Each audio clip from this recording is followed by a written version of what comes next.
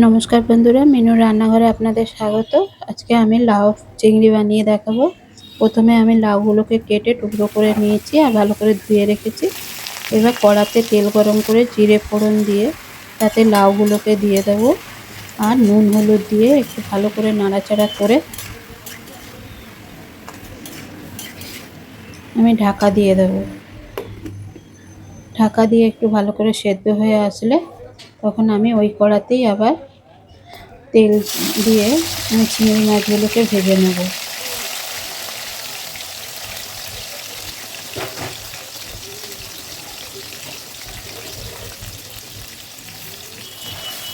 চিংড়ি মাছগুলো ভাজা হলে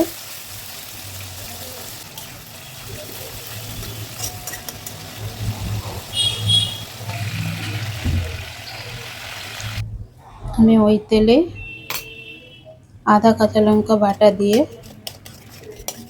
আবার একটু নুন হলুদ দিয়ে, আমি আগে থেকে যেহেতু নুন হলুদ দিয়েছিলাম সেই জন্য আমি অল্প করেই নুন হলুদ দেব আর ধনে গুঁড়ো দেব।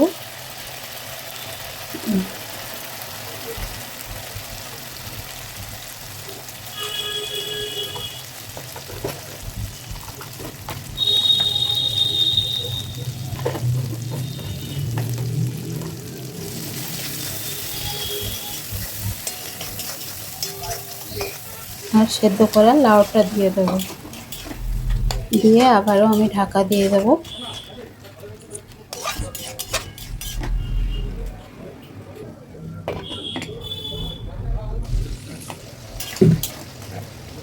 ঢাকনা খুলে আমি চিংড়ি মাছগুলোকে দিয়ে দেবো।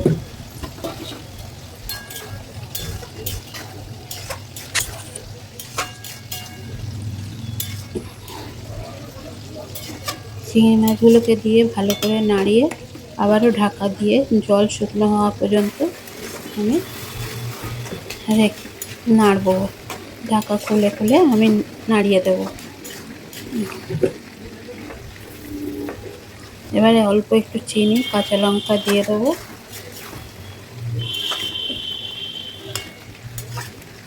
দিয়ে আবারও আমি একটু গ্যাসটা বাড়িয়ে জল শুকনো হওয়া পর্যন্ত আমি নাড়িয়ে যাব। তৈরি আমাদের লাউ চিংড়ি। বন্ধুরা, আজকের এই রেসিপিটা আপনাদের কেমন লাগলো এটা কমেন্ট করে জানাবেন। এটা লাইক শেয়ার ফলো করে পাশে থাকার অনুরোধ রইল। ধন্যবাদ।